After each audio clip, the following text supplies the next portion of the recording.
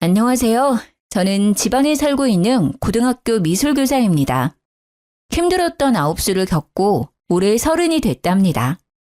별별 일이 많았던 제 아홉수 덕에 저는 지금의 평범한 일상이 너무나 감사해요. 저와 남편은 같은 미대 출신이었습니다. 캠퍼스 커플이었죠. 저희는 23살 때부터 만났어요. 28살에 결혼했고요. 졸업 후 저는 미술교사가 됐고 남자친구는 미술학원 원장이 됐습니다. 저희가 연애를 오래 했는데도요. 막상 결혼을 하니 제가 모르는 남친의 모습이 많더라고요. 연애와 결혼은 완전히 다르다는 걸 느꼈습니다. 연애 때는 혹시나 덜컥 임신하면 어쩌지 걱정이었는데요. 결혼하고부터는 애가 안 생겨서 그게 걱정이더라고요. 남편은 그런 저에게 늘 못마땅한 듯 말했어요. 임신이 안 되는 게 꼭 저만의 문제인 것처럼요. 이번에도 실패야? 남편은 그날따라 날카롭게 저에게 말했어요. 이 정도로 임신 안 될 수가 있나? 자기야, 아무래도 우리 병원 가봐야겠지? 뭔 소리야, 우리라니? 당연히 부부니까 함께 가야지. 뭐 내가 같이 가줄 수는 있는데 검사는 혼자 받아. 그게 무슨 소리야? 왜 나 혼자 검사를 받아? 난 문제 없으니까 너만 받으면 돼. 내 몸은 내가 제일 잘 알거든. 뭐야? 나 슬슬 기분 나쁘려고 그래? 문제는 나한테 있으니 나만 검사하면 된다는 말이잖아. 게다가 당신이 의사도 아니면서 병원 안 가보고 어떻게 하는데? 자기야, 내가 팩트를 말해줄게. 일단 기본적으로 네가 왜 임신이 안 되는지 알아? 네 스케줄이 너무 타이트하잖아. 바쁘고 피곤한데 자연 임신이 쉽게 되겠냐? 이제는 또 내가 바빠서 임신이 안 되는 거라고? 그래, 애가 너처럼 바쁜 사람한테 오고 싶겠냐? 너도 남들처럼 쉬엄쉬엄 일해. 그럼 애도 알아서 잘 찾아올걸? 아님 우리 애를 위해서 네가 학교를 그만두는 것도 난 나쁘지 않다고 생각해. 뭐, 애 낳고 언제든지 내 옆에서 일할 수 있잖아. 내 옆에서 학원 일이나 도우면서 육아하면 돼. 이 남자가 미쳤나? 지금 뭐라는 거야? 내가 멀쩡히 다니는 학교를 왜 그만둬? 애 가지고 싶다며? 그러니까 네 말은 내가 학교를 그만둬야 임신이 된다는 거야? 당연하지. 아니면 너 뭐 다른 문제 있는 건가? 그럴 수도 있겠다. 뭐? 너 지금 되게 남일처럼 이야기한다. 나 네 부인이야. 그런 식으로 이야기한다고? 그리고 내가 바빠서 그런 거면 내 동료 교사들도 다 임신이 안 돼야지. 왜 나만 안 돼? 말이 되는 소리를 해. 그리고 애가 안 생기는 건 여자만의 문제가 아니야. 부부의 문제지. 넌 항상 묘하게 내 문제라고 단정짓더라. 난 남들 일하는 만큼 일하고 남들만큼 운동하고 남들만큼만 취미생활해. 내가 바쁜 게 아니라 당신이 너무 게으른 거지. 운동도 안 하고 맨날 피곤해하는 게 누군데. 자기네 체력을 좀 길러. 뭐 미래의 우리 아이를 위해서 학교를 그만둬? 그게 어떻게 우리 아이를 위한 거야? 난 애 생각해서 정년 퇴직할 때까지 학교 다닐 건데? 야, 솔직히 말이야. 인정할 거는 인정하자. 공무원보다 학원 입시 가르치는 게 돈 더 많이 벌잖아. 요즘 교사는 예전 같지 않잖아. 애들도 학교보다 학원을 더 의지하고. 당신은 쓸데없는 교사 자부심이 과해. 자부심이 아니라 자존심인가? 기가 막혀. 나는 돈이 중요한 게 아니야. 너 나중에 우리 애한테도 그딴 식으로 말할 거야? 아, 애한테 엄마가 돈 때문에 교사 그만두고 강사 된 거야 하고 말할 거야? 그럼 애가 그 선택을 과연 기뻐할까? 나는 내가 이뤄낸 지금 이 자리 엄청 자랑스러워. 가만 보면 왜 툭하면 내 직업 가지고 시비 걸지? 너도 한때 학교 선생 꿈꿨던 사람이잖아. 알 거 아니야. 자존심이 아니라 학교에서 애들 가르치는 일 되게 보람차다는 거. 그리고 난 지금 환경이 좋아. 게다가 이것저것 따지고 보면 휴가나 보너스, 연금, 당연히 교사지. 어떻게 학원 강사가 더 낫냐? 너 말하는 꼬라지 보니까 미래가 딱 보여. 나중에 애 태어나면 애기야, 엄마는 선생이고 아빠는 강사 나부랭이야. 이럴 거지? 아빠 무시하는 엄마를 얘가 참 좋아하겠다. 왜 그렇게 자꾸 비꼬는데? 너는 그냥 강사 아니고 원장이잖아. 그리고 강사가 뭐 어때서? 난 강사를 무시하는 게 아니라 네가 굳이 교사랑 비교하니까 사실을 말한 거야. 난 입시미술학원 선생도 중요하고 학교 교사도 중요하다고 생각해. 각자마다 역할이 있는 거잖아. 항상 먼저 무시하는 건 내가 아니라 네 쪽이야. 그리고 내가 교사를 그만두면 임신될 거라는 헛소리도 좀 그만해. 지긋지긋하다. 남편한테 한 번을 앉으려고 해. 그래, 너 잘났다. 나야말로 지긋지긋하다. 너 말하는 거 들어보면 말이야. 임신에 대한 걱정을 하는 게 아니라 그냥 내가 교사인 게 마음에 안 드는 사람 같아. 그렇게 남편과 대판 싸웠는데요.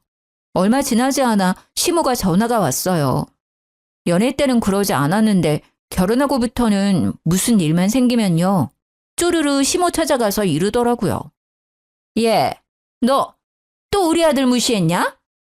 어머님, 제가 남편 무시한 게 아니라요. 넌 어디서 배운 버리장머리니? 어디 시엠이 말하는데 말을 잘라먹냐? 그리고 감히 귀한 우리 아들을 매번 무시해? 네가 그렇게 잘났냐? 제가 반응이 없자 시엄마는 소리를 지르더라고요. 대답 안 하냐? 귀가 먹었어? 네, 어머님, 듣고 있어요. 내가 항상 말하잖냐. 애 앞에서 그놈의 교사 자랑질 좀 그만하라고. 너 내 아들 임용고시 힘들게 준비하다가 포기한 거 그새 잊었냐? 그 시절 옆에 있던 네가 제일 잘 알면서 어떻게 부인이라는 게 남편 마음을 그렇게 못해하려. 아이고, 심성이 그렇게 나쁘니 애가 쉽게 생길 리가 있나. 아유, 애도 못 낳는 게 무슨 선생이라고 유세를 떨기는. 솔직히 말해서요. 남편은 제가 임용고시 준비할 동안 항상 놀러 다녔거든요. 제가 봤을 때 죽을 만큼 열심히 하진 않았단 말이에요. 오히려 힘들게 공부해서 선생 된 건 저예요. 그래서 더더욱 저는요. 제게 쉽게 선생 그만두라 말하는 남편에게 화가 났죠. 제가 얼마나 울면서 공부했었는지 제일 잘하는 사람이니까요. 어머님, 정말 무슨 말씀을 그렇게 섭섭하게 하세요. 아들만 중요하고 며느리는 안 중요하세요? 제 말은 들어보시지도 않으시군. 아니, 그이가 항상 저 때문에 임신 안 된다고 세상에 학교를 그만두라잖아요. 저도 힘들게 공부해서 붙은 거 어머니도 아시잖아요. 그런데 제가 어떻게 그 사람한테 좋게 말해요. 게다가 어머니께서도 지금 제 문제라고 단정 지으시는데요. 아직 저희 병원도 못 가봤어요. 저희 아직 검사도 안 했다고요. 저 혼자만의 문제가 아닐 수도 있어요. 무엇이라? 그럼 내 아들한테 문제가 있다 이거냐? 어디 네 하자를 하늘 같은 서방한테 덮어 씌우려 해? 아주 남편을 이겨먹으려고 하는 것도 모자라서 네가 시어머니까지 능욕하고 있구나. 어머님은 어떻게 장담하세요? 아직 검사도 안 받았는데 왜 저만 매번 구박하시냐고요. 저 이번에는 진짜 그이랑 같이 검사 받을 거예요. 그러니까 걱정 이제 그만하셔도 돼요. 남편하고 알아서 해결해 볼게요. 참나, 고집하고는. 검사 받았는데 네 문제가 아니면 내가 너한테 무릎 꿇고 사과하마. 그건 즉 그럴 일은 절대 없다는 거지. 남편은 자기가 왜 그런 검사를 받아야 하냐고 싫다 했어요. 싫어. 보나마나 네 문제인데 왜 나한테 그래. 너 자꾸 같은 말 반복하게 할래? 우리 부부 아니니?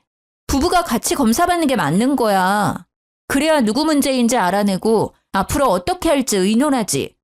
그리고 밝혀내야 해. 그래야 어머님이 내게 사과할 거거든. 아유, 못 말려. 정확히 나한테 애도 못 낳는 게 라고 하셨어. 그게 며느리한테 할 말이야? 난 꼭 사과 받을 거야. 웃기게도 남편은요. 그렇게 저랑 불같이 싸웠으면서요. 밤만 되면 정말 아무 일 없었다는 듯 저를 찾았습니다. 남편이 그러는데도 절대 애는 안 생기더라고요. 저는 남편이 매번 상처를 줘놓고 사과도 제대로 안 하니까요. 너무 서운하고 얄미워서 각방을 쓰자 했습니다. 뭐야, 붙지 마. 오늘부터 각방이야. 에이, 무슨 각방이야 또. 자기 그렇게 서운했어? 징그러워. 붙지 말라니까. 그러자 각방은 무슨 어떻게 해서든 제 옆에 꼭 붙더라고요. 싸울 때는 항상 저를 몰아붙여 놓고 밤만 되면 딴 사람이 되어 제 옆에 찰싹 붙는 남편이 너무 어이가 없었습니다. 저는 안 되겠다 싶어서 남동생을 집으로 불렀어요. 매영, 저 며칠만 신세 질게요. 그래 처남, 편하게 쉬다가. 남편은 남동생이 와서 당황한 눈치였어요. 남편은 떨떠름하게 알겠다 했죠. 역시 동생이 있으니 남편은 쉽게 제 옆에 오지를 못했죠. 거의 2주 동안 남동생이 버티고 안 가니까요. 남편은 미치려고 했어요. 자기야, 처남 좀 집에 가라고 해. 싫어. 난 내 동생 있으니까 심부름도 시킬 수 있고 너무 좋아. 심부름? 아니 내가 있는데 왜 동생이 필요해? 그냥 당신은 내 말 잘 안 들어주니까? 뭐 하면 되는데 나한테 다 시켜. 그럼 같이 병원 가서 검사 받자. 아이씨, 또 그 얘기야?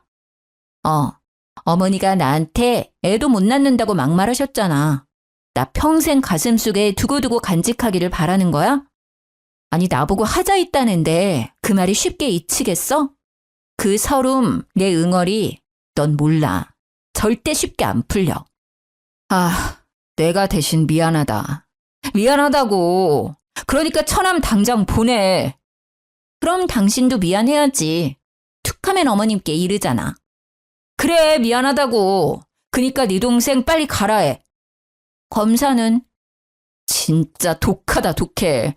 받을게. 받으면 되잖아. 그렇게 남편은 제게 성의 없는 사과를 하고요. 저와 함께 병원에서 검사를 받았습니다. 물론 진심에서 우러나온 사과가 아니었지만요. 검사 결과요? 저는 나이에 비해 모든 게 건강했고요. 남편은 불임이었습니다. 제가 불임이라고요? 아니, 검사가 잘못된 거 아닌가요? 저는 너무나 건강한데요. 제가 아픈 건 아니었지만요. 막상 남편이 안 좋다니 마음 한구석이 되게 이상했어요. 그리고 우리는 아이를 쉽게 가질 수 없겠구나 싶었죠. 결과를 알게 된 제가 표정이 안 좋으니까요. 남편은 그동안 오해해서 미안했다고 싹싹 빌더라고요. 시모는 남편에게 듣고도 제게 사과를 안 하더군요. 그러다 시모는 제게 거의 애원하듯 부탁했습니다. 얘야, 다른 식구들한테는 말이다. 내 아들 불임인 거 절대 알리면 안 된다. 네 남편이 얼마나 미운이 안 살겠어. 내가 그동안 정말로 미안했다. 시모는 약속했던 무릎은 꿇지 않았어요. 영 시원찮은 사과였지만요. 그래도 사과는 받았기에 서운함이 수그러들더라고요. 제 남동생이랑 저는 나이 차이가 많이 나요. 제가 30대고 동생은 20대요. 동생은 대학생이지만 컴퓨터 프로그래밍 개발자로 일찍부터 돈을 벌었습니다. 그래서 저보다 모은 돈이 많았어요. 남편은 동생이 쓰는 전자기기 같은 걸 보고 항상 부러워했어요. 무선 헤드셋이나 노트북 같은 거요. 당연히 동생은 업무랑 관련된 거다 보니까 최고 사양인 것들만 썼죠. 그래서인지 남편은 툭 하면 말했어요. 저남 너무 경제 개념이 부족한 듯 싶어. 갑자기 무슨 소리야? 걔가 우리보다 경제에 빠삭한데? 자기가 몰라서 그래. 걔는 미국 경제까지 빠삭해. 그래? 처남 진짜 잔뜩 겉멋만 들었네. 아니 지금 처남이 20대 초반이잖아. 어려서 너무 소비 자제도 못하는 것 같아. 저렇게 막 쓰고 다니면 어떻게 돈을 모으지? 내 동생이 언제 돈을 막 쓰고 다녔는데? 아니 보면 항상 전자제품이 다 바뀌어 있잖아. 자기는 둔해서 그런 거 몰랐지? 처남 스마트폰 또 바꿨던데? 내가 알기로는 노트북도 바꾼 지 얼마 안 됐을 텐데. 처남이 가진 전자기기 값 다 합치잖아? 그럼 차 한 대 값일걸? 벌써 씀씀이가 저러면 나중에 더 큰일 나. 그리고 가끔은 우월감에 빠진 얼굴이 솔직히 건방스럽게도 느껴질 때 있어. 야, 말 가려가면서 해. 너 지금 내 앞에서 내 동생 험담하는 거야? 에이, 뭔 소리야. 험담이라니. 가족으로서 걱정돼서 말하는 거잖아. 진짜 이제는 한 가족이니까 말하는 거야. 남이었으면 이렇게 말도 안 해. 그냥 뒤에서 씹고 말지. 전자기기는 내 동생이 일할 때 필요하니까 바꾸는 거야. 아니, 내 동생이 명품을 밝혀? 아님 술 먹고 놀러를 다녀. 전자기기 말고는 돈도 안 쓰거든? 소비가 아니라 투자라고. 그리고 자기가 버는 능력껏 소비하고 있는 거니까 네가 괜히 사서 걱정하지 마. 방금 너 되게 꼰대 같았어. 야, 남편 보고 꼰대라니. 당신이 누나라면 지금부터라도 남동생 돈 관리 도와줘야지. 나중에 말이야 혹시라도 처남이 돈 없다고 누나한테 빌려달라고 하면 어쩔 건데? 사유에 따라 빌려줄 수도 있고 안 빌려줄 수도 있겠지. 그니까 그런 일이 벌어지지도 않았는데 왜 네가 사서 걱정이냐니까? 빌려도 너한테 안 빌려. 나한테 빌려달라 하겠지. 난 네 남편이니까 당연히 이런 걱정을 할 수밖에 없잖아.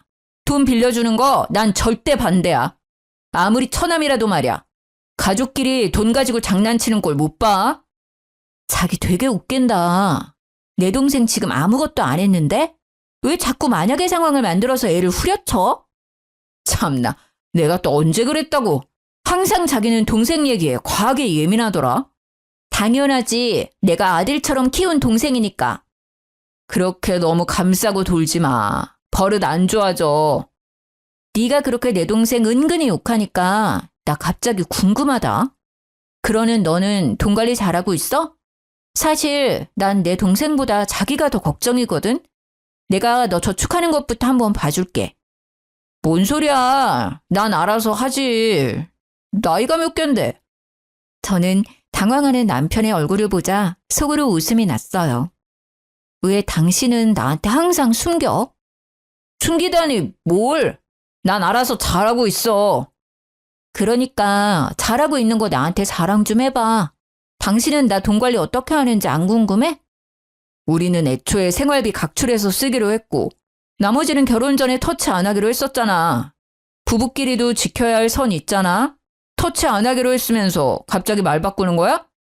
그러니까 부부끼리 지켜야 할 선 있는 것처럼 말이야.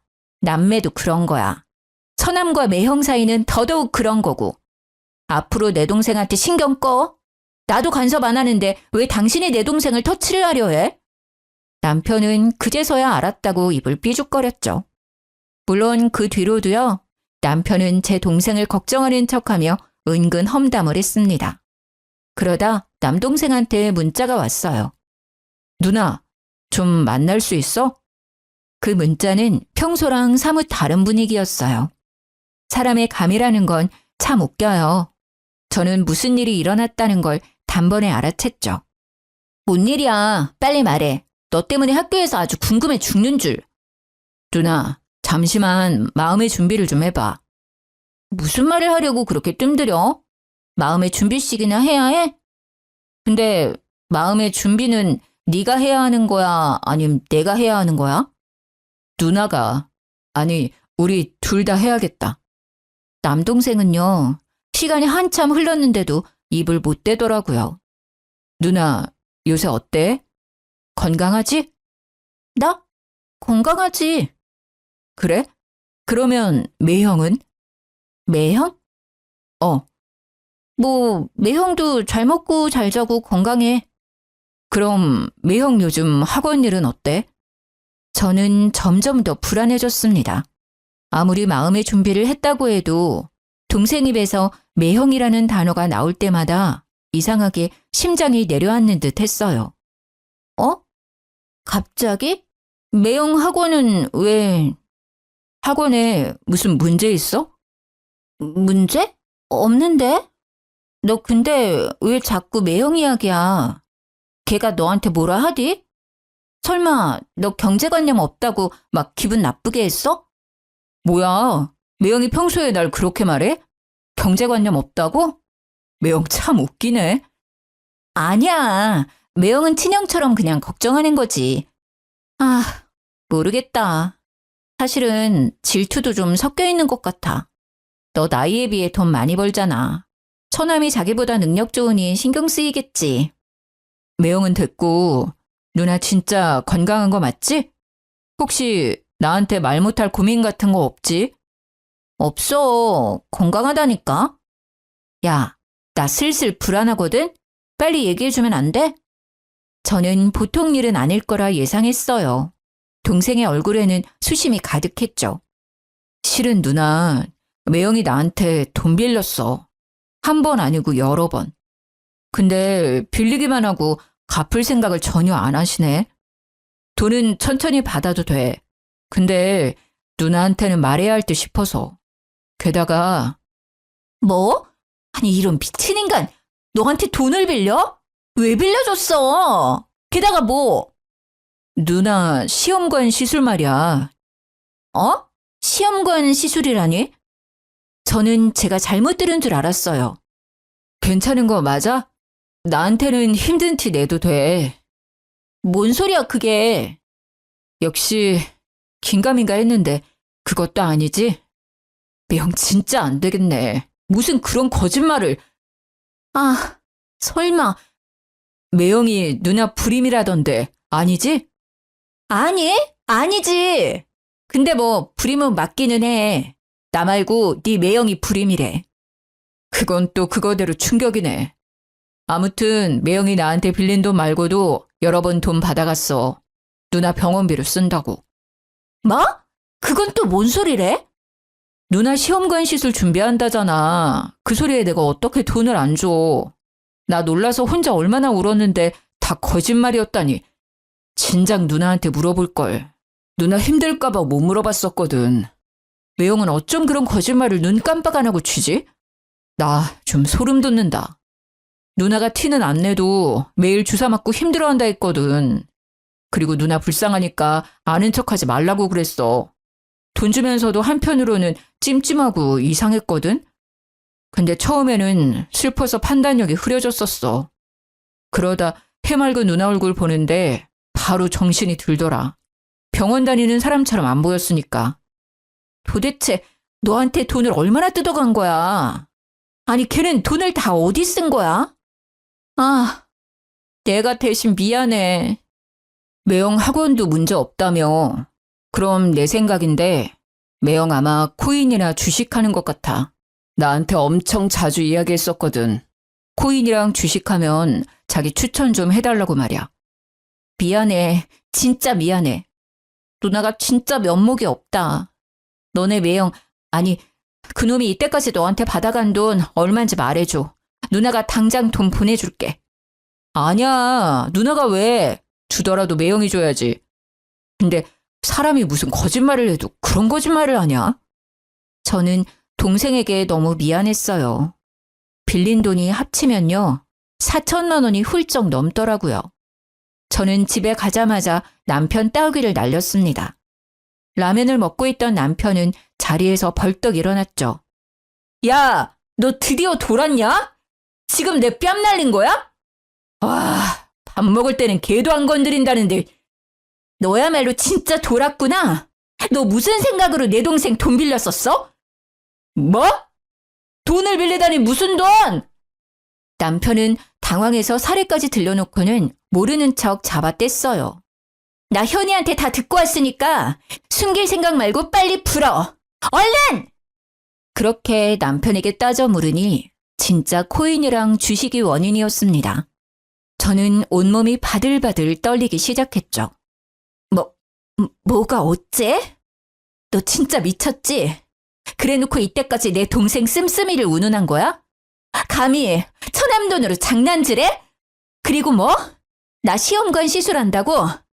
참나, 그때 아기 안 낳기로 마무리했었잖아. 그런 식으로 거짓말하면 재밌니? 재밌어? 미안해. 내가 입이 10개라도 할 말이 없다. 근데 말이야, 처남은 나한테 그 정도 빌려줘도 아무 문제 없잖아. 돈 많지 않아? 여유가 되니까 맨날 과소비하는 거잖아. 누나네 가족 좀 도와주면 덧나냐? 입이 10개라도 할 말이 없으면 다물어. 다물라고! 아니 이 인간이 아직 정신 못 차렸네. 너 당장 내 동생한테 빌린 돈 이자까지 쳐서 입금해. 지금 당장? 못해. 왜 못해? 없으니까. 나 진짜 지금 돈 없어. 뭐? 그게 무슨 소리야? 이미 남편의 수중에는 남은 돈이 없었습니다. 남편은 그동안 미술학원 하면서 모은 돈은 물론 젊을 때부터 알바하면서 모았던 돈을 다 쓴 상태였어요. 그것도 모자라서 어린 제 동생 돈까지 손댄 거였어요. 저는 남편이랑 더 이상 말할 것도 없이요. 당장 남편이 쓴 돈 받으러 시댁에 찾아갔습니다. 아버님, 어머님, 저 이 사람이랑 이혼하겠습니다. 너 갑자기 찾아와 그게 무슨 뚱딴지 같은 소리야? 어머님은 내 등짝을 찰싹 때리셨습니다. 아가, 일단 앉거라. 무슨 일인지 차근차근 말해보거라. 아버님은 상황은 모르셔도 먼저 저를 진정시켰어요. 아버님, 그게 이 사람이 글쎄요. 여보, 제발. 내가 잘못했어. 내가 어떻게 해서든 다 해결할게. 제발 아버지한테는 말하지 말아줘. 남편은 쥐뿔도 해결할 능력 없으면서 시아버지한테 혼날까봐 무대포로 애원하더라고요. 저는 아랑곳하지 않고 시부한테 말했어요. 아버님, 저 임신이 너무 안 돼서요. 얼마 전에 남편이랑 병원 가서 검사 받았습니다. 불임이더라고요. 저 말고 남편이요. 근데 세상에 제 동생한테는 저 불임이라 속이고요. 돈까지 주기적으로 뜯어냈어요. 저 시험관 준비하는데 돈 좀 보태라고요. 나이 어린 처남한테 부끄러운 줄도 모르고요. 돈 빌린 거랑 병원비라고 속여간 돈들 합치면 4천만 원이 훌쩍 넘습니다. 어떻게 인간이 저러죠? 저 동생 보기 너무 창피하고요. 이 사람이랑 이혼할 겁니다. 신뢰가 다 무너져 버렸어요. 지금까지 모아둔 돈들도 전부 날렸대요. 저는 화가 나서 울부짖었죠. 시댁 식구들은 시모 빼고 다 놀랐어요. 알고 보니 시댁에서도 제가 불임인 줄 알고 있더라고요. 남편은 아버님께도 돈을 받아갔었나 봐요. 제가 불임으로 힘들어한다는 핑계로요. 너 아무리 그래도 시아빠 앞에서 꼭 이렇게까지 해야겠니? 그 와중에도 시모는 저를 못마땅하게 노려봤어요. 자기 아들 잘못은 보이지도 않았나 봐요. 그러자 시아빠는 시모에게 소리를 빽 지르더군요. 당신은 당신 아들이나 혼내야지. 왜 며느리한테 감히 소리쳐? 아들 잘못 키운 것도 미안해 죽겠는데 당신까지 이래야겠어? 너 이놈아, 네가 단단히도 돌았구나. 뭘 어디서 잘못 처먹었어? 호적 파이고 싶냐? 와이프 가지고 이것저것 잘도 장사질했구나. 심지어 아픈 건 너면서. 이 여편네야, 당신도 미쳤어? 애매라는 사람이 다 알고 있으면서 말이야. 어딜 감쌀 게 없어서 저딴 걸 감싸고 있어? 아버지, 제가 잘못했어요. 제발요. 한 번만 용서해 주세요. 저 다시는 안 그럴게요. 남편은 시부의 바짓가랑이를 잡고 싹싹 빌었어요. 시모 역시요. 아이고, 여보, 잘못했어요. 다시는 안 그럴게요. 한 번만 봐줘요, 예? 그때 시부는 갑자기 제 앞에 무릎을 꿇으셨죠. 아가, 본의 아니게 상처 줘서 미안하다. 제발 나를 봐서라도 한 번만, 이번 딱 한 번만 용서해주면 안 되겠니? 내 2번 다시는 이런 일 없도록 하마. 네 남편에게 한 번만 기회를 주면 안 되겠니? 어렸을 때부터 만났으니 네가 얘를 제일 잘 알지 않니? 어? 시부의 말을 듣고 연애 때부터 지금까지 세월이 짧게나마 제 눈앞을 지나가는 듯 했어요. 무조건 돈 받고 이혼할 거라 굳게 다짐했었는데요. 그렇게 시댁까지 찾아온 거였는데요. 순간 엄청 흔들렸죠. 제가 힘없이 주저앉아 우니까요. 남편도 이제야 정신을 차린 듯 울면서 사과하더라고요. 잘못했어. 여보, 다시는 안 그럴게. 내가 잠깐 뭐에 홀렸었나 봐. 저는 바보같이 남편에게 한 번 기회를 더 줬습니다. 동생 돈은요, 시부가 일부분 먼저 갚아주셨고요. 시부가 남편 미술학원 보증금을 해줬었는데요. 미술학원 문을 닫고 그 보증금으로 나머지 빌린 돈도 갚았습니다. 남편은 이미 학원 강사들 월급도 밀린 상태였더라고요. 그래서 시부는 고민도 없이 학원 접으라 하셨죠. 그렇게 모든 걸 원상복귀하고 남편이 이제는 철이 들지 않을까 기대했어요. 20대부터 자기가 일군 일터를 잃은 남편은요, 의외로 씩씩하게 잘 버텼어요. 시부는 남편에게 본인 식당에서 일 배우면서 돈의 소중함을 알라 하셨죠. 저는 내심 남편이 엇나갈까봐 걱정했었는데요. 곧 배워서 식당 일도 잘하더라고요. 시부모님은 칼국수 장사를 하세요. 같은 자리에서 10년 이상 하셨거든요. 맛집이라 TV에도 여러 번 나왔었습니다. 원래는 엄청 작은 가게였는데 지금은 돈 많이 벌어서 땅도 사고요. 크게 확장하셨죠. 시부는 항상 밀가루 장사가 많이 남는다고 하셨었는데 그게 진짜 마진이 많이 남는 장사였나 봐요. 시부는 남편이 정신 차리면 가게와 땅을 물려주신다 하시더라고요. 남편은 잠자코 일 열심히 했는데 시모는 계속 불만이셨죠. 아니 여보, 아무리 그래도요. 미대까지 나온 애를 칼국수집에 둬야겠어요? 미대 나온 게 대수야? 새아가처럼 임용이라도 붙어서 선생이라도 됐으면 몰라. 사고나 치고. 에휴, 또 그 소리야. 됐어요. 내가 말을 말지. 시모는 그런 남편이 안쓰럽고 또 한편으로는 모든 일을 밝힌 제가 짜증났나 봐요. 남편이 학원 정리한 뒤로 언제나 저를 아니꼽게 쳐다봤죠. 그런데 저를 향한 시모의 그 미움은 저도 모르게 다른 곳으로 번지고 있었습니다. 진아, 엄마야. 엄마야? 핸드폰은 어쩌시고 무슨 번호야? 엄마, 울어요? 어디야? 병원에 있어.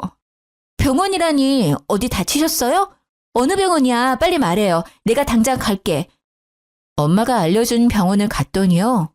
엄마는 손등과 팔 부근에 화상을 입으신 상태였어요. 속상한 마음에 저는 그러면 안 되지만 엄마께 신경질을 내버렸죠. 조심 좀 하지 그랬어. 아니 뭐 하다가 이렇게 다친 거야. 엄마는 조용히 흐느끼셨어요. 처음에는 화상 때문에 놀라서 우시는 줄 알았는데요. 저는 엄마가 하는 말에 그만 얼어붙고 말았어요. 우리 딸, 못난 엄마 때문에 이혼하면 어째? 엄마가 미안해서 어째? 아, 지금 이 상황이 설마 나 때문에 벌어진 걸까 싶었죠. 아니나 다를까 제가 문제였어요. 아니, 정확히 말하자면 시댁이요. 저는 우시는 친정엄마를 겨우 진정시키고요. 마침내 진실을 알게 됐습니다. 그러니까 엄마, 우리 시부모 가게에서 일하다가 이렇게 다친 거라고? 엄마가 그 가게에서 왜 일해? 몇 달 전에 네 시엄마가 전화가 왔어. 너 불임이라고. 애도 못 낳는데 이혼시키고 싶다더라. 내가 죄송하다고 빌었지. 그랬더니 시험관 시술 준비하려면 돈이 많이 든다잖아. 근데 엄마가 돈이 있냐 뭐가 있어. 몸으로라도 그 빚 갚으려고 했지. 어떻게 하면 되냐고 여쭈니 가게 출근하라더라. 근데 엄마 생각보다 너무 힘들더라. 새벽부터 밤새 종일 일하고 칼국수 한 그릇만 먹으니 배도 엄청 고프고 서러웠어. 시아빠는 일주일에 3번 쉬거든요. 알고 보니 시모는요. 시부가 일 쉬는 날에 엄마를 불러서 일을 시킨 거예요. 무급으로 종일 일을 시켰다네요. 식사는 저녁에 칼국수 한 그릇 주고요. 엄마 말을 들어보니 남편이 가게로 온 뒤부터 엄마도 일을 시작했대요. 시모도 방관한 남편도 너무 화가 났습니다. 사돈, 설거지 좀 똑바로 해요. 네, 사돈 죄송해요. 사돈, 김치맛이 왜 이래? 누구 장사 망칠 일 있어요? 아이고, 네, 죄송합니다, 사돈. 시모는 엄마를 어려워하지도 않고요. 설거지에 서빙, 청소까지 야무지게 시켰다네요. 출근하면 김치까지 혼자 담그게 했답니다. 게다가 나중에는 호칭도 사돈이라고도 안 불렀대요. 그런 모욕감과 수치심을 견디면서까지 왜 친정엄마께서 바보같이 당했냐고요? 시모가 제가 불임이라 친정엄마를 속였으니까요. 게다가 남편도 그 거짓말을 거들었다네요. 장모님, 처남이 돈 사고를 쳐서요. 제가 수습했어요. 저 미술학원 접은 거요. 사실 처남 도와주다가 그렇게 됐습니다. 아이고 미안해서 어쩌나. 미안해. 내가 정말 미안해. 엄마는 또 아무것도 모르신 채로 남편에게 사죄했다네요. 그렇게 저와 이혼 안 하는 조건으로요. 엄마는 시댁 식당 일을 열심히 도왔던 겁니다. 사돈, 아니 시연 엄마, 얼른 손님께 무릎 꿇어요. 하마터면 크게 다칠 뻔했잖아요. 이 뜨거운 걸 조심하지 않고. 정말 죄송합니다. 죽을 죄를 지었네요. 죄송합니다. 제가 눈이 잘 안 보이는 데다가 갑자기 빈혈기가 돌아서요. 조용히 하고 얼른 사과나 하세요. 아니요, 사장님, 저는 괜찮으니 그쯤 해주세요. 어머님, 괜찮으세요? 어머, 손 많이 다치신 것 같아요. 어떡해요? 병원에 빨리 가보세요. 시모가 난리치자 오히려 손님이 엄마 걱정을 더 해주셨대요. 아니 진짜 딸내미는 도서 뭐예요? 아니 선생이면 뭐해? 애꾸는 엄마 눈도 안 고쳐주고 남의 장사 다 말아먹을 일 있나? 저희 친정 엄마께서는요. 후천적인 이유로 한쪽 시력을 잃으신 상태거든요. 그래서 가끔 중심 잃을 때가 있으세요. 때문에 식당이라는 건 매우 위험합니다. 남편도 당연히 그 사실을 알고 있었고요. 안 그래도 엄마는 눈이 불편한데 하루 종일 굶기고 일을 시키니 빈혈까지 생겨서 사고가 난 거예요. 서빙하다가 그만 중심을 잃어버린 거죠. 그러면서도 엄마는 손님한테 피해갈까 봐요. 그대로 자기 품에 칼국수를 부은 거예요. 엄마 손은 뜨겁게 타들어가는데 시모라는 사람은 손님 앞에서 무릎 꿇게 하고요. 애꾸눈이라고 모욕감을 준 거였죠. 게다가 전화랑 가방도 못 챙긴 엄마한테 한 말이 가관이었어요. 내일 일하려면 버스 타고 얼른 병원 가요. 시모는 조금도 친정엄마를 걱정해주지 않았어요. 택시는커녕 버스 타고 가라고 얼굴에 1,000원짜리 한 장을 던져줬다고 합니다. 요새 1,000원으로는 버스도 못 타잖아요. 엄마는 다시 가게에 들어갈 수도 없어서요. 근처 병원을 찾다가요. 물어서 병원을 찾아갔대요. 그렇게 화상 입은 상태로 1시간 정도 헤맸다더라고요. 그 와중에도 저랑 제 동생 생각에 세상이 무너진 마음이셨대요. 저는 물상식한 시모와 모든 걸 방관한 남편에게 참을 수 없는 분노를 느꼈습니다. 저는 엄청 큰 보온병에요. 물을 가득 담아서 시부모 가게에 찾아갔습니다. 보온병을 들고서는 소리를 고래고래 질렀죠. 당신들 오늘 다 죽는 거야! 그러자 주방에서 시모와 남편이 뛰어나왔어요. 시부는 카운터에 서서 왜 그러냐고 저를 말리셨죠. 저는 아랑곳하지 않고 보온병 뚜껑을 열어서 시모와 남편에게 뿌리려고 다가갔어요. 그러자 시모랑 남편은 놀라서는 잘못했다고 무릎 꿇고 빌었습니다. 아, 잘못한 건 알아? 감히 우리 엄마한테 그따위 취급을 해? 어떻게 인간이 그래? 얘야, 무슨 일이냐? 부디 진정하고 말해보렴. 무슨 일이냐고요? 아버님, 기가 막혀서 도저히 제 입으로는 말 못하겠네요. 그때 이혼했었어야 해요. 이 미친 인간들이 제 친정엄마께 어떻게 한 줄 아세요? 야, 네가 직접 말해. 니들이 직접 말하라고. 내가 왜 왔는지 잘 알 거 아냐? 시모와 남편은 쭈뼛거리며 이때까지 있었던 일을 말했죠. 시부도 충격을 받았는지 잠시 휘청이셨습니다. 어머니, 아니 아줌마, 우리 엄마한테 애꾸눈이라 한 건 왜 빼요? 화상이 보는데 병원 가라고 얼굴에 1,000원 던졌다며? 온종일 일 시켜놓고는 일당으로 칼국수 한 그릇 줬다며? 내가 우스워? 우리 집이 그렇게 우스워? 니들이 뭐가 그렇게 잘났길래 우리 엄마 가슴에 상처를 줘? 저는 보온병을 열어서 남편이랑 시모에게 그대로 콸콸 부었습니다. 남편과 시모는 각기 다른 짧은 비명을 질렀죠. 당연히 보온병에 챙겨갔지만 끓는 물은 아니었어요. 정신 차리라고 얼음물을 챙겨왔었죠. 시모는 그게 뜨거운 물이 아닌 걸 알고는요. 곧바로 일어서서 저보고 정신 나갔냐고 뺨까지 때리더라고요. 또 머리채를 잡으려고 해서 저는 시모를 거칠게 밀쳐냈습니다. 시모와 남편은 여전히 반성은 없는 듯했죠.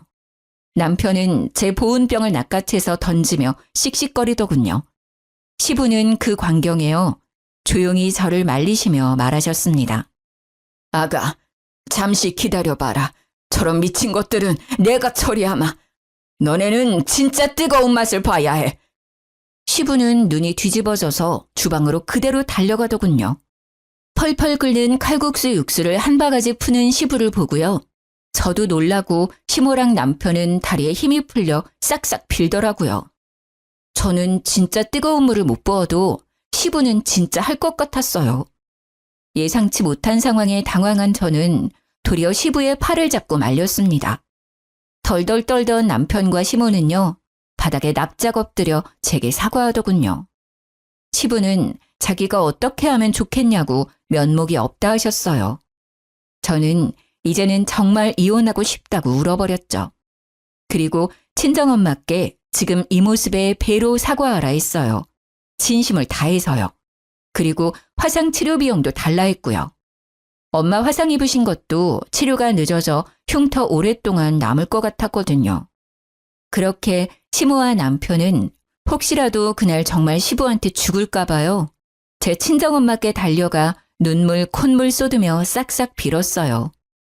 물론 엄마가 놀라실까 봐 시부랑 저도 함께 찾아갔습니다. 장모님, 아니 어머니, 제가 죽을 죄를 지었어요. 엄마가 그렇게 하실 때 저라도 말렸어야 했는데요. 제가 정말 잘못했습니다. 근데 저 진짜 이 사람 사랑해요. 이혼하기 싫어요. 말려주시면 안 될까요? 네? 어머니, 예전에 저 진짜 예뻐하셨잖아요. 네? 예정을 생각해서라도요. 저 사람 좀 설득해 주세요. 남편과 시모의 눈물이 가증스러운 악어의 눈물처럼 보여서 저는 속이 내내 울렁거렸답니다. 사돈, 부족하고 부족한 제 아들 한 번만 봐주셔요. 제가 앞으로 여왕처럼 우리 새애기랑 안싸돈 모실게요. 저희 모자에게 한 번만 기회를 주시면 안 될까요? 이렇게 부탁하고 또 부탁합니다. 평생 죄 갚고 살겠습니다. 이렇게 이혼하면 얘 사람 굿이라고 못 삽니다. 엄마는 속도 없으신지요. 괜찮다고 일어나라 하셨어요. 하지만 사과는 받지 않으셨죠. 잘 알겠습니다. 하지만 사과는 못 받겠네요. 저는 제 딸이 행복했으면 좋겠습니다. 지난 몇 개월간 사돈어른 가게에서 일하면서 느낀 건데요. 제 딸은 그런 집에서 절대 행복할 수 없을 것 같습니다. 그러니 제 딸을 그만 놓아주세요. 자네도 내 딸 이제 보내주게. 원래 각자가 살던 삶으로 돌아갔음 해. 그리고 잠자코 지켜보던 시부는요. 엄마 손등을 이제야 발견하셨는지 너무 죄송하다고 울먹이며 사죄하셨죠. 시부의 사과만이 진심으로 느껴졌어요. 아무것도 가진 게 없는 남편 대신 시부가 치료비도 대신 보내주셨어요. 엄마와 제 동생, 그리고 제가 그동안 피해 입은 것도 미안하다고 다시 한번 남편과 시모 대신 사죄하셨고요. 그래서 시부에게 위자료로 5천만 원은 받았습니다. 시부는 그 뒤로도 남편과 시모가 소름 끼친다며 가게에서 쫓아냈어요. 대신 다른 친척분들과 같이 칼국수집 운영하고 계세요. 시부는 저보고 전 남편과 전 시모는 이제 가게에 없다며 언제든 편하게 먹으러 오라더라고요. 저희 가족에게 그 집 칼국수 평생 무료 이용권도 주셨어요. 물론 저희 가족은 그쪽 근처 갈릴 생각도 없지만요. 들어보니 시부도 시모랑 이혼 준비 중이었습니다. 시모는 그 이후로 제가 본인 가정 풍비박산 냈다고요. 우리 학교까지 찾아와서 난동 부렸어요. 야, 이거사. 너 따위가 우리 집에 굴러들어와서 다 망했어. 네 인생은 뭐 계속 탄탄대로 굴러가게 내가 냅둘 것 같아? 천만에 내가 너 지옥 끝까지 따라간다. 지옥은 혼자서 가세요. 아니면 아드님 손잡고 사이좋게 가시던가요. 아니, 근데 아직까지 이게 정신을 못 차렸네. 전 시모는 순식간에 제 머리채를 잡고 이리저리 흔들었죠. 물론 경찰에 잡혀갔고요. 또 뒤처리는 시부가 하려고 하셨죠. 저는 시부한테 그러지 마시라 했어요. 이제 더 이상 죄책감 갖지 마시라고요. 시모한테만 죄를 묻겠다고요. 현재 폭행이랑 모욕죄로 시모를 고소한 상태이고요. 학교에서도 시모를 기물파손죄로 신고한 상태입니다. 저는 절대 합의 안 해줄 거예요. 시부의 울타리가 없을 때 본때를 보여주려고요. 남편은 시부에게 쫓겨나고 갈 곳을 잃었더라고요. 미술학원 원장 출신이기는 하지만요. 입시 미술학원 강사로도 취직이 안 되고 있대요. 동네가 워낙 좁고 유명한 칼국수집 아들이다 보니까 남편에 대한 소문도 금방 났거든요. 돈 없어서 강사들 월급 밀린 부분도 말이죠. 아무래도 문제가 많은 사람인 걸 알았으니까 아이들이 다니는 미술학원에 고용하기는 다들 꺼려했나 봐요. 제일 최근에 들은 바로는 편의점 알바를 하고 있대요. 둘 다 제가 생각한 것보다 약한 벌을 받고 있지만 속은 시원했어요. 그리고 전 남편이 또 제 소문을 말도 안 되게 낼지 모르니 특단의 조치를 취했죠. 대놓고는 아니지만 슬쩍 대학 동기들에게 남편이 불임이었다고 흘렸어요. 시모가 제 학교에 와서 난동부려 조금은 창피하지만 학교도 어차피 내년이면 곧 옮기기 때문에 상관없어요. 내년에는 이 동네를 벗어나서 새로운 곳에서 새 출발할 거예요. 지금 돌이켜 생각해보니까요. 하늘에서 일부러 제게 아이를 보내지 않았던 건가 싶네요. 남편에게서 빨리 도망칠 수 있도록 말이에요. 연애를 오래 했다고 해서 진짜 그 사람의 전부를 알 수는 없나 봐요. 그 시간들이 너무 아깝지만 비싼 값 치르고 인생 경험했다고 생각하려고요.